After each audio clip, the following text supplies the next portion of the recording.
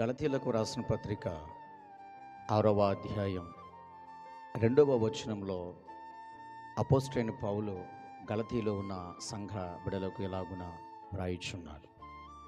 ఒకని భారమునొకడు భరించి ఇలాగూ క్రీస్తు నియమమును పూర్తిగా నెరవేర్చుడి. మాటలో ఉన్న అర్థం ఏమిటంటే, సంఘములోను సమాజములోను ఏ ఒక్క సహోదరుడనైనను సహోదరి అయినను తెల్లగలిగినప్పుడు ఆత్మ సంబంధమైనటువంటి దేవుని బిడ్డలు తప్పిదముల చేత వారి విషయమందు మనము భారము వహించి, అంటే ఆ తప్పిదముల నుంచి వారిని కాపాడడానికి, వారిని తప్పించటానికి, వారిని రక్షించటానికి వారి విషయంలో మనము భారము వహించాలి అని అపోస్తలుడైన పౌలు సంఘానికి తెలియచేస్తున్నాడు.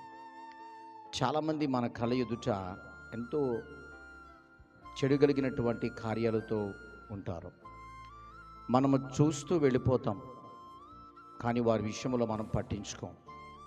కానీ పౌలంటూ ఉన్నాడు, మీ సహోదరులు ఎవరైనా తప్పిదముల చేతనైనను త్రొట్టెల్లగలిగినప్పుడు ఆ భారమును మీరు వహించటానికి ఆత్మ సంబంధమైనటువంటి వారు మీలో ఆ యొక్క కుమారుని తప్పించి రక్షించాలని వాక్యం సెలవిస్తుంది.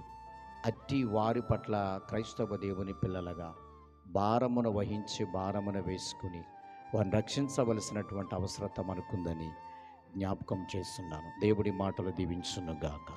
ఆమేన్.